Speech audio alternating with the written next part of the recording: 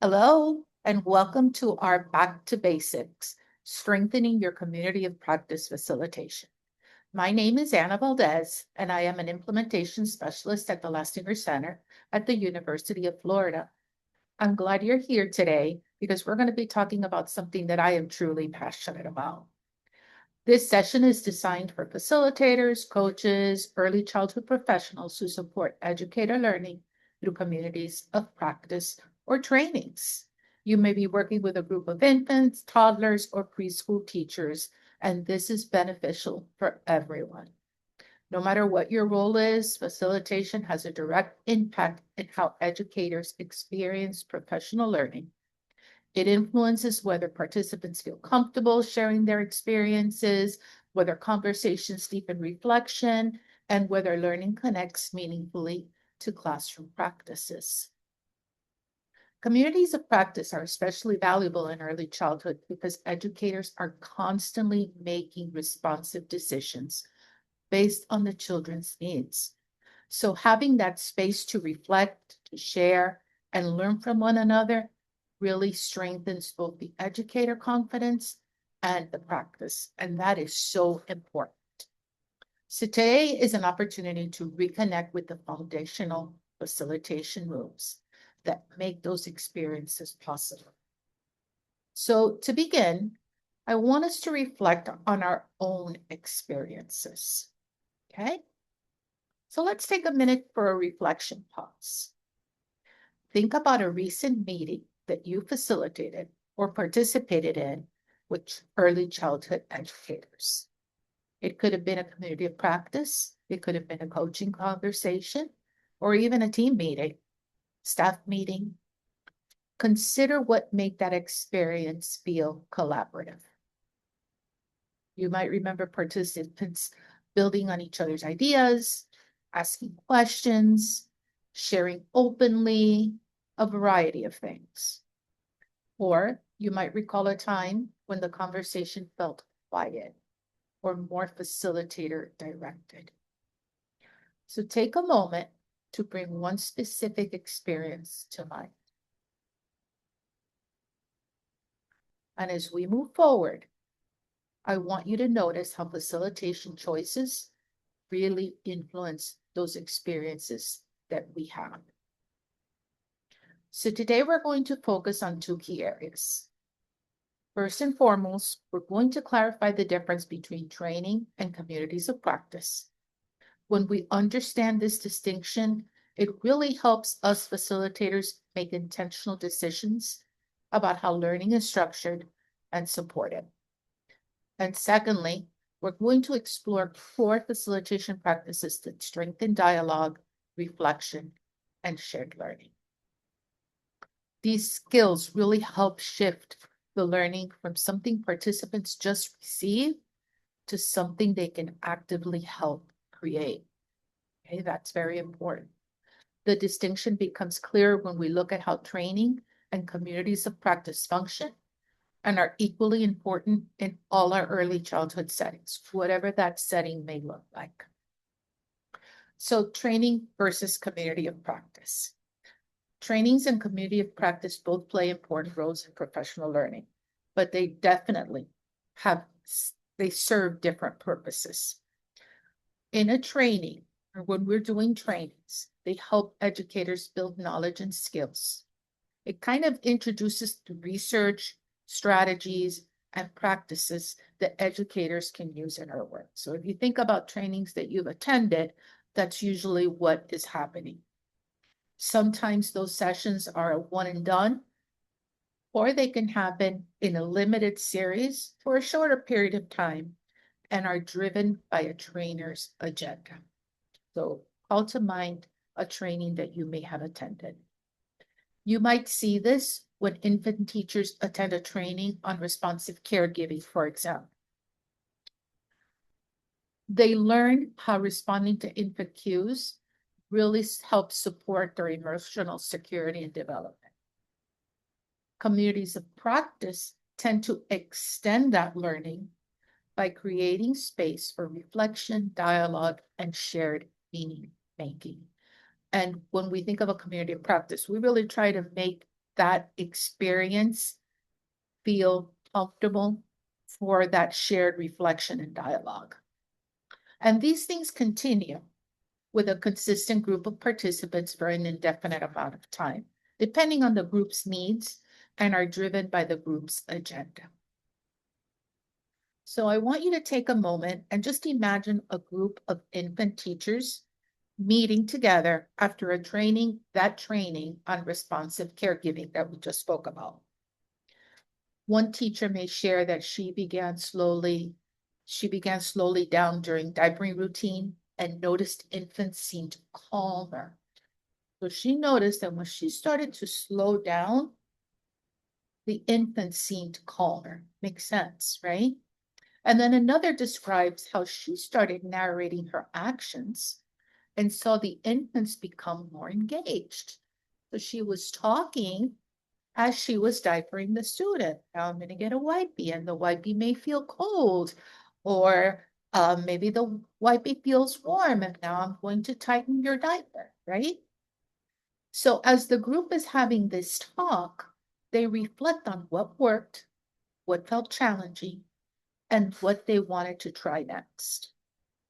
Learning depends because it connects directly to their lived experiences, right? So now the learning is more meaningful because it's tied to something they have buy-in with, a lived experience.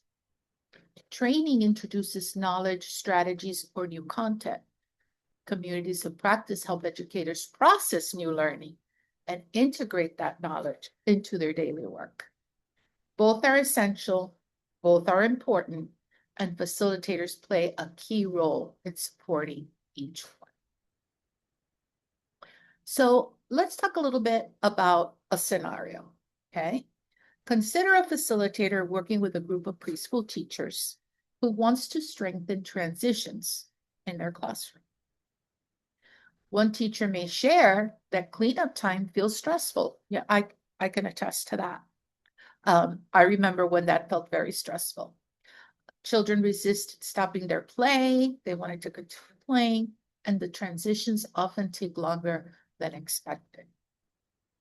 So instead of offering a solution, which sometimes is what we want to jump to, let me just give you the solution.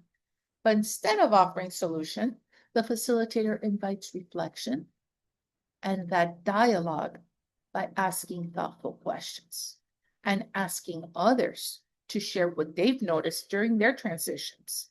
So now it's kind of a sharing, a dialogue. We're all living this experience. Let's share our experiences. So we can ask questions such as, how do you prepare your children for transitions? What signals or routines do you currently use? How have expectations of cleanup time been shared with the children? Do they know what to expect? Do they know when to expect it? Another teacher may describe how she began using a visual timer and noticed that children were more prepared to transition. And then someone else may share how singing a consistent cleanup song helped children understand what to expect. Those are all signals, right? Well, as educators, as we listen to one another, we begin to connect ideas and reflect on our own practices.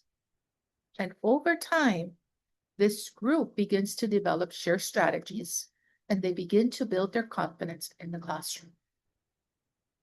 The facilitator's role is not to provide all the answers. We don't have all the answers. I always say that facilitators learn from their group just as much as the group learns from a facilitator. There's no experts.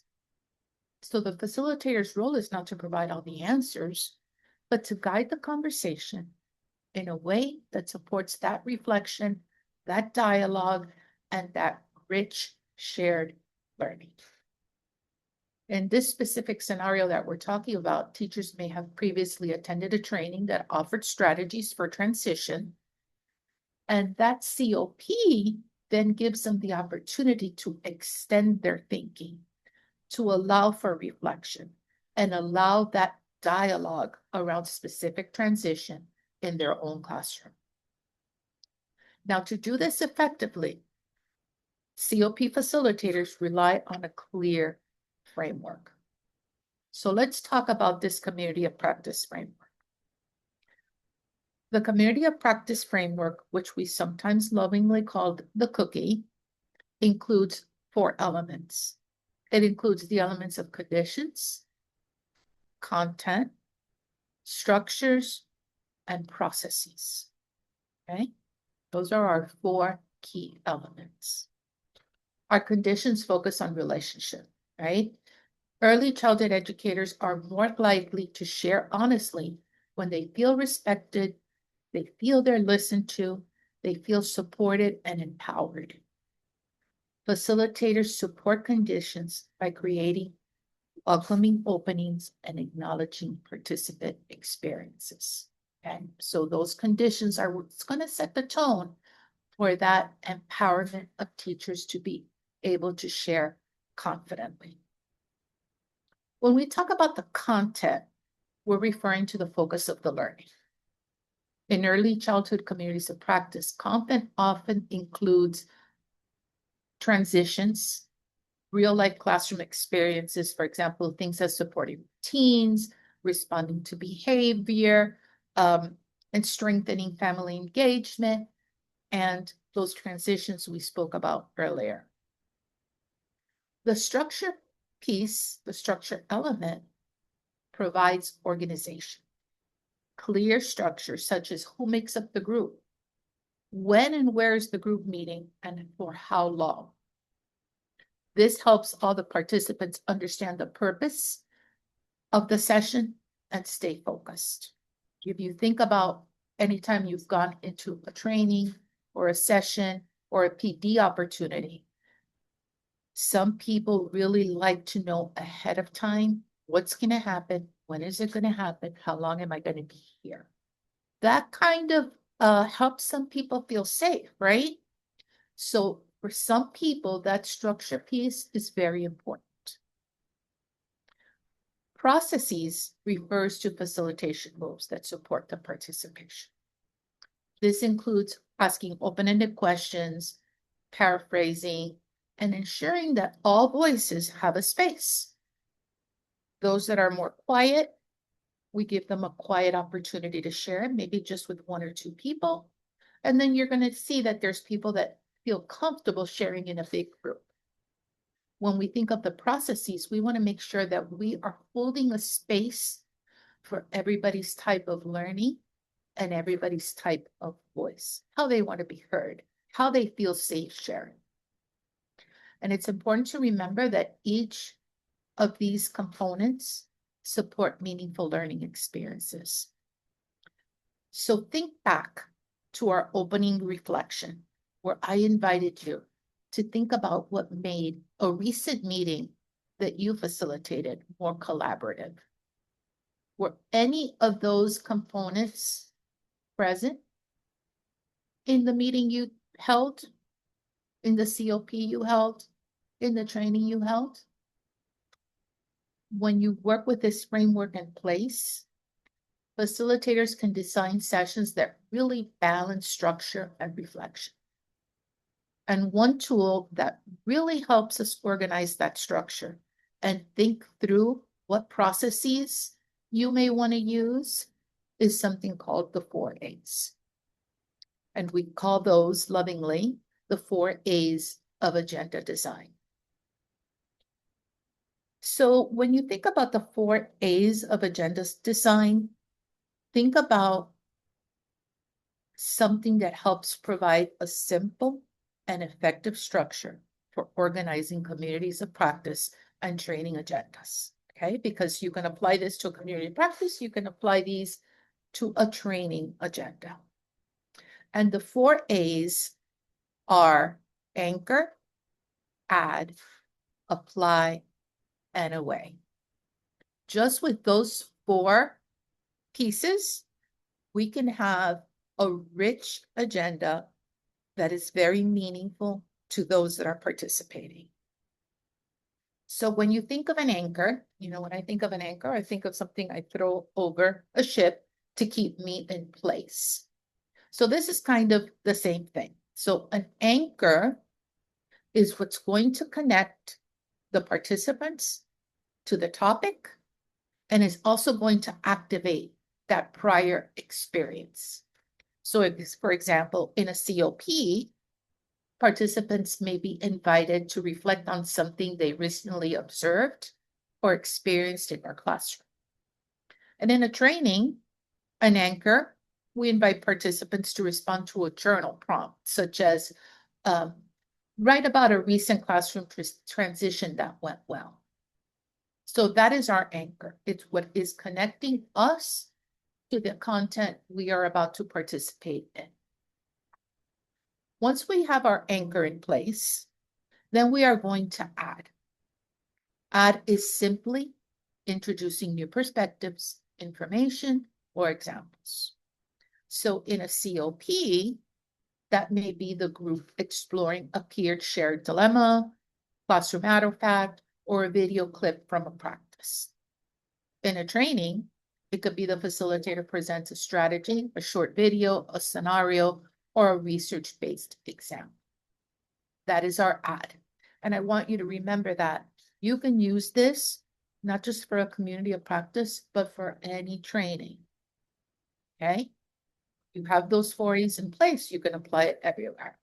So we have our anchor, which is what connects us to the learning. We have our add, which is anything new that we are bringing to the table. Now we are talking about our apply. When we apply, that is the time we are giving our participants to reflect, to discuss, and to connect new ideas to practice. In a COP, it could look like participants discussing how the new thinking connects to their own classroom experiences and learning from one another's approaches. In a training, it could be participants practicing using the strategy to analyze a case study or discuss how they would implement it. Okay. And then our away, which is our 4th and final A, is when we help participants identify next steps and how they are going to carry that learning forward. In some trainings that I've attended, that away is called an execute, where we write something that we're going to do moving forward. In a COP, we could ask educators to name one idea that they're going to try to plan or revisit and then share with the group. And in a training, it could be participants identifying one action step or one implementation goal that they're going to use back in their setting. So those are your 4 A's: anchor, add, apply, and away. Now let's take a look at how this might unfold during a COP in an early childhood setting. So 4 A's in an early childhood setting.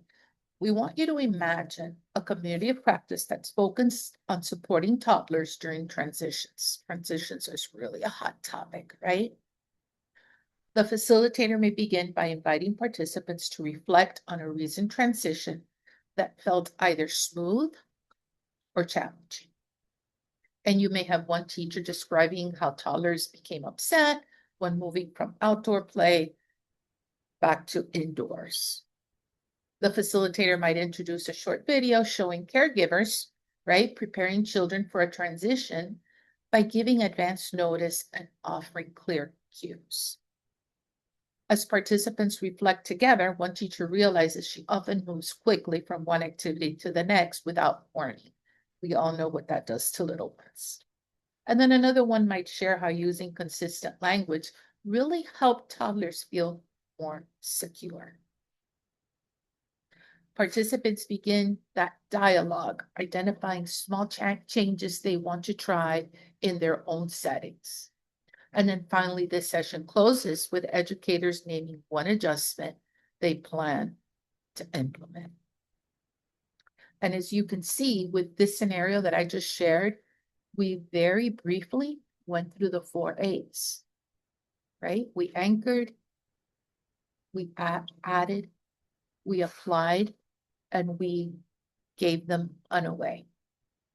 And I want you to remember that although this scenario, this specific scenario, may be grounded in a community of practice, these same facilitation moves, the reflection, the shared analysis, the peer learning, action planning, etc. These tools can also strengthen any training, any coaching session, and not any other professional learning experiences. So don't think, oh, I can only use these things in a COP. No, you can use them in any training that you are part of, any coaching conversation. They are applicable to anything else that you may be doing with your early learning teachers, participants, whatever your specific case may be. When you design a strong agenda, you are creating the conditions for a meaningful learning experiences. Facilitation skills really help sustain that learning. So let's take a moment and look at some additional facilitator practices or moves that you can incorporate into both your trainings and your communities of practice. So our hope is that as soon as you finish watching this webinar, your way will be that you can start to apply these things into your work. So as you think about these and as we go through them, think about how they may show up in both your professional learning experiences and in sessions that you may be facilitating. Let's talk a little bit about active listening. Active listening is one of those skills that I consider to be the most important when we're talking about facilitation. When we have a group of educators and they share experiences, facilitators support that learning by reflecting and clarifying what they hear. So a teacher might share that children seem disengaged during small group time. Instead of offering suggestions immediately, the facilitator reflects back on the observation. And the facilitator may say something like, "You're noticing that children are having difficulty staying engaged during group time. Tell me more about what you're noticing." If you notice the difference, this helps the educator feel heard and encourages a little bit more deeper reflection. We always want to, it is human nature to want to jump in with the solution. But being an active listener is something that takes practice. And it really helps our participants. We give them the tool to really think deeper. We're not just giving them a solution. At that point, we may have other participants who may recognize similar experiences and then begin to contribute their own perspectives. Active listening is something that really strengthens trust and supports that shared learning. And another tool that is important to facilitation is that neutrality. And when we think about neutrality, it basically just means guiding the conversation without directing it towards a specific answer. And when you think about good teachers in classrooms, that's what they're doing. Those facilitators are supporting the learning by asking those questions that are going to encourage reflection. So an educator might ask how to help children who struggle during drop-off. Rather than providing a solution immediately, the facilitator asks what strategies the educator has already tried. What have you already done? What haven't you done? Have you maybe noticed something another teacher is doing that you haven't tried? This strategy, this active listening and neutrality is going to invite reflection, and it's going to encourage your participants to really share strategies that they've tried, which then encourages them to learn from one another. What a beautiful thing that is, right? And over time, the participants begin to build confidence in their own thinking and their own decision making. It's an empowerment thing. And how great is it when we empower teachers? So many good things happen when we do that. Facilitators also help create environments where our participants feel safe, contributing, sharing, reflecting out loud. Another thing I want to talk about is agreements and invitations. And those are two things that really help set the tone for your conditions. If you think back to the 4 elements that we spoke about earlier, when you think about conditions, sometimes, most times they are created by agreements and invitations. Agreements and invitations really help establish a supportive learning environment where people feel comfortable and confident to share. Agreements help create shared expectations, such as listen respectfully, allow spaces for different perspectives, no judging, trust the process. Those are all agreements that when we come up with them together, it really allows for a safe space where people are more inclined to share. That doesn't mean that everybody is going to feel comfortable sharing right away. Sometimes it takes a little bit for people to really see those agreements in action, that we're really living the agreements that we created together. Sometimes we share or we give invitations for learning. And those invitations really encourage participation while honoring autonomy. So think about participants feeling respected and supported. When our participants feel like that, when they feel that they're very respected and that we're there for them, we are here to support them, they're more likely to share openly and really engage in meaningful dialogue. These practices strengthen both individual learning and community learning. And let's talk a little bit about why this matters. Facilitation shapes how educators experience professional learning, right? We've all attended numerous trainings, webinars, PDs, and how the person leading those things sets the tone, affects how people come out of there. And when you're in a profession like ours, when the bottom line is children, we want to make sure that every session you attend is meaningful to you in some way so that we can take that back to the children. And when we as facilitators create structure, we do that active listening and we support our participants with reflection, we're creating an environment where meaningful learning is going to happen. It helps our educators really strengthen their practice and better support children and their families. Communities of practice are most effective when the participants feel ownership of their learning and are supported through peer-driven dialogue and reflection. And I always like to take my examples back to classrooms. It's like when we give our children the tools of empowerment. So much learning happens because we are helping them feel empowered. So while training sessions are typically facilitator or trainer led, when we incorporate some of those community of practices, strategies or tools or processes into our agendas, they can really deepen the participants' understanding and engagement with our content. So let's close with one final reflection for today. I want you to think about your next community of practice or your next training session.